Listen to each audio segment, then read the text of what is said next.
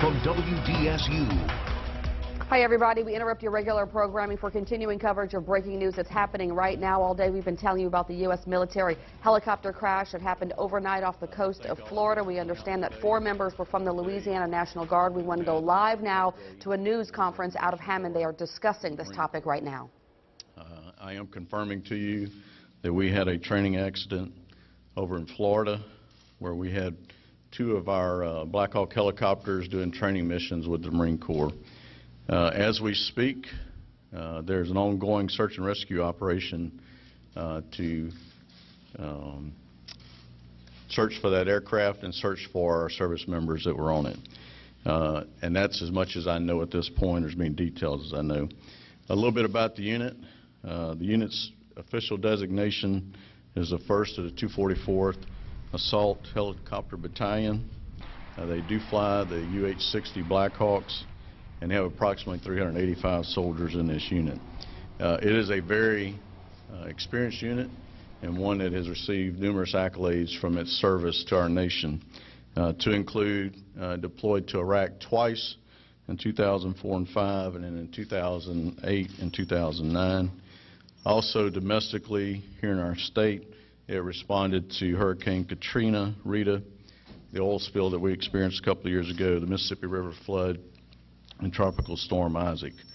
I will tell you that both of the pilots were instructor pilots, which is really one of the highest, or the highest rating we have for our pilots in the Army. And the entire crew had several thousand hours of operation flying the Black Hawk. Today I was contacted by President Obama and Governor Jindal, and they asked that I extend to the families and to our service members in the Louisiana National Guard that we are in their thoughts and prayers, and that the whole of government, both at the federal and state level, are at our disposal to take care of our soldiers and take care of their families. Let me be very clear. At this hour, our priorities, my priorities, are search and rescue for our soldiers and the Marines. And secondly is to take care of our families, and we are doing both of those. This will remain a search and rescue operation until further notice, and I would ask you, out of respect for the families, I will not release any names at this time due to respect for them, and I would ask you not to try to basically hunt them down and try to do interviews with them at this point until we figure out where we're going. I would ask you to keep our service members and their families in your thoughts and prayers, and that really concludes my comments. I will be glad to try to answer any questions that you may have. Yes, sir.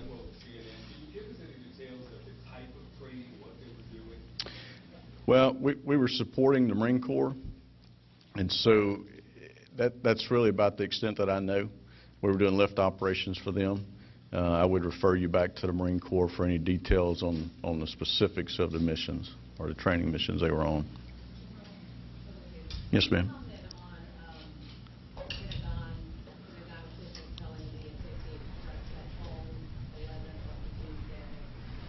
I do not have that information. I have been talking to the incident command post over at Eglin, and you know, what I'm getting back from them is that is a search and rescue operation. I don't have the specific dates. They've been there they left Sunday. Okay. They left Sunday, and it was a normal course of business for us to work across the services in training missions. Right. Yes, sir. At what point do you ask the instructor pilot to make a decision as to whether or not to go or not to go? What was kind of that? Yeah, now I'm not a pilot, so I'll speak from a novice standpoint. But they are very cognizant of weather conditions before they depart on a mission. But, you know, you can depart from one station and hit weather that you didn't expect. And so the conditions have to be right for them to take off. Now, what they run into while they're airborne is a different story. Rudy Harper, Fox News. Can you talk about training minimums with the National Guard? Well, our pilots train to the same standards as active Army pilots or any helicopter pilots across the Department of Defense. When I tell you these guys were instructor pilots, I can tell you they had several thousand hours in that cockpit, and they had several thousand combat hours in that cockpit. But they go through simulations for all kind of situations that may come up, whether it's weather, engine problems, et cetera, et cetera. But the standards that are required for any soldier in the Army and across DOD to be a helicopter pilot, they had met those over the years, and they have to remain current. Was there any call for help that you know of right now? I do not know that. I do not know that. I think the Incident Command Post will look into that, and then there will be an investigation pending outcome to see exactly what was said or not, when. Sure, and I'm under the understanding that there was 2 helicopters There were. near each other, or? There were 2 helicopters. They were on the mission. One of them started to take off and then realized, I guess, that the weather was a condition and turned around and came back. But that helicopter and that crew and all the members on that crew are safe and sound. Sure, one more question. Our crews at Fox 10 interviewed some people that live in the area. Mhm. They heard some sounds, and they thought something was wrong. Would you be talking to people in the area to find out any more? I personally won't, but I can tell you that a follow-on investigation will be conducted, and they typically are very thorough with those any type of aviation accident. Yes, sir.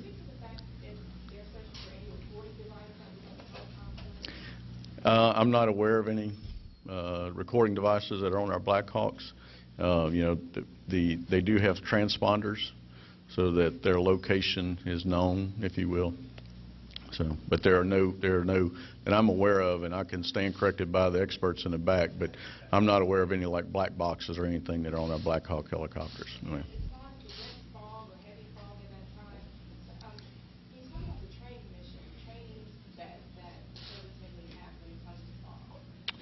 Well, part of remaining current as a pilot, and again, I'm not a pilot, so but part of staying current is either in simulation or in the aircraft itself.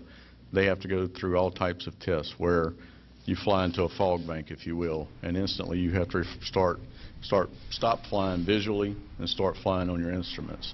That's something that they practice on a very common and regular sequence of events. General, can you just talk about it's different when it's a guard unit and you have 4 members of one unit. It's a terrific impact not only on the Yeah, it is. It's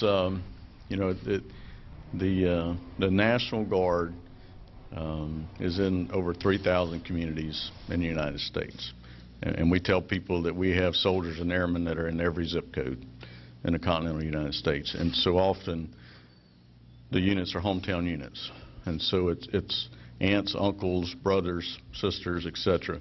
That if we deploy them to a war fight or if we deploy them here in the state for an emergency, it is the entire community that leaves. And so, the Hammond area is affected,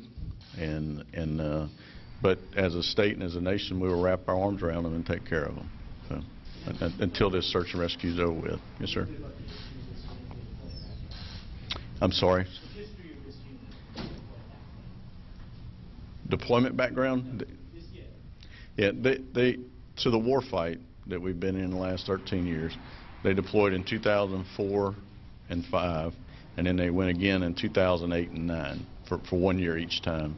And then they've deployed, since 2005, we've had numerous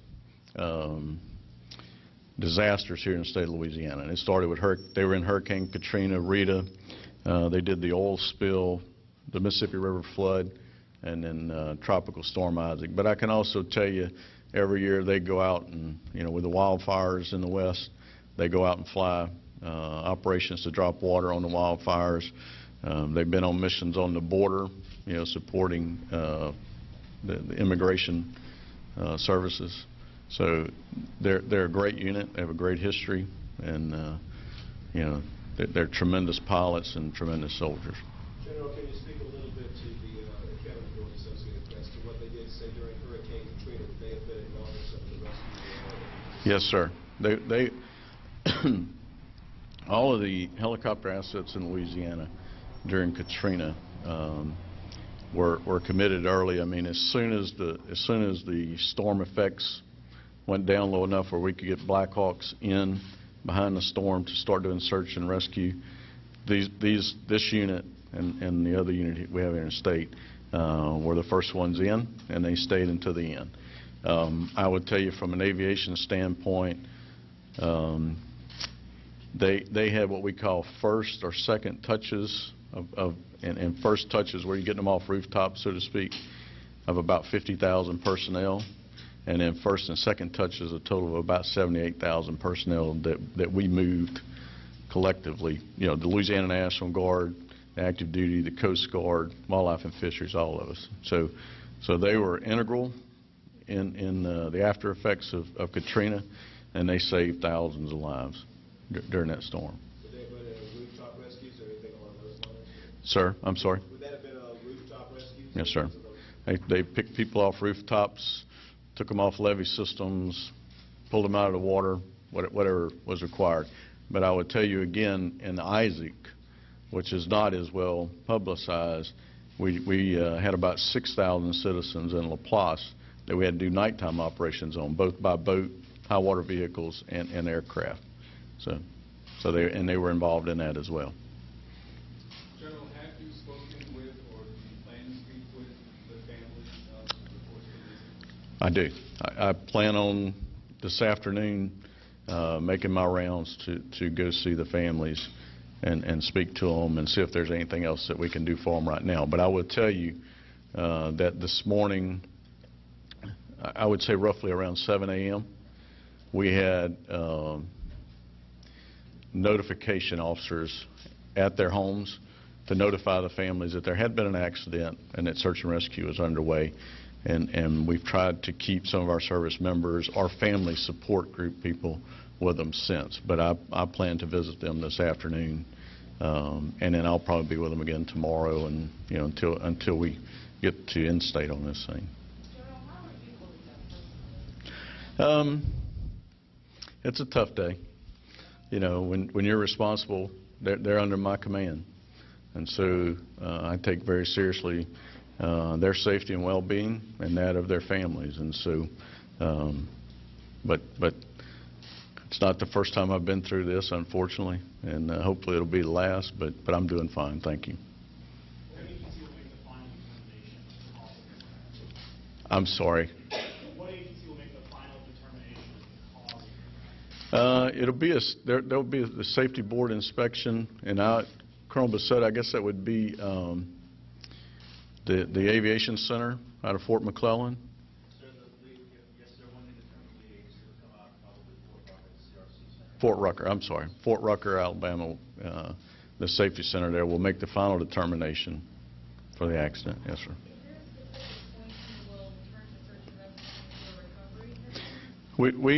I will not make that decision. Eglin Air Force Base has an incident command post set up, and the leadership there that are actually doing the search and rescue will make the determination if we need to transition to recovery.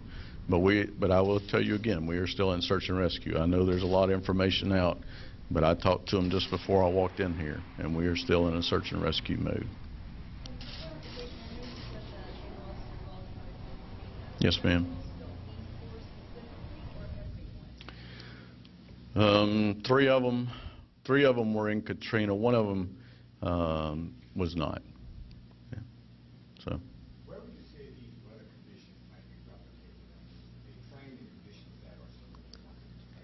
Any of them off the top of your head? Where they would replicate them in their training? Right, where these conditions Yeah. Yeah.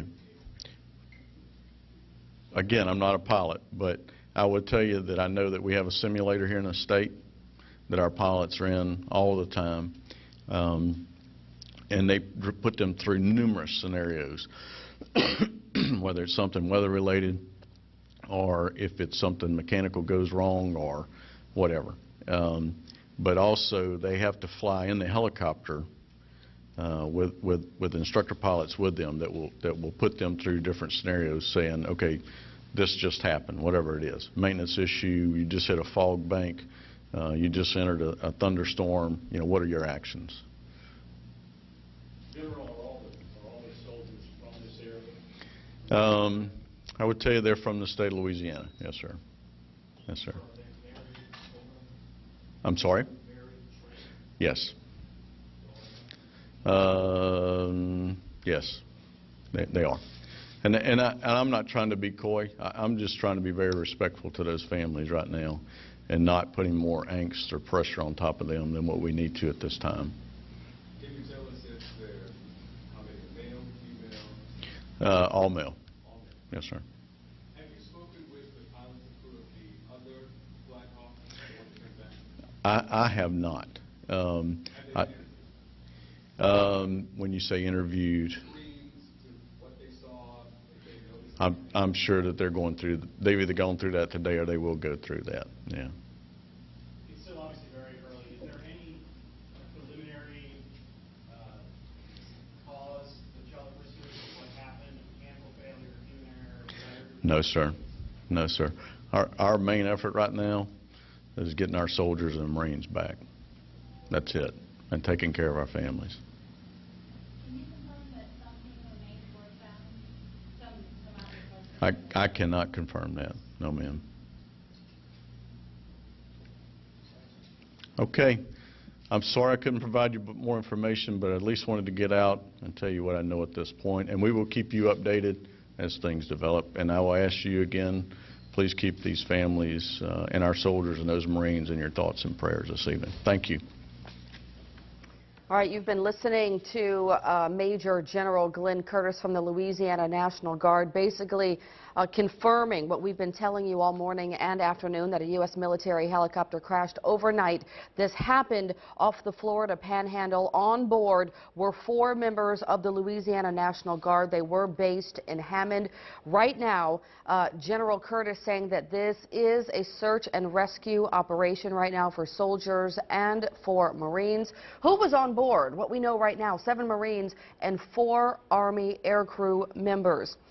The major did say that this was a very experienced unit, meaning that they have been deployed. They've been to Iraq twice. They've helped out during Hurricane Katrina's, Rita, also during Tropical Storm Isaac. In addition to that, they also helped out with the BP oil spill. They've also gone and helped out on the West Coast with wildfires. All that to say from the general that this was a very experienced unit.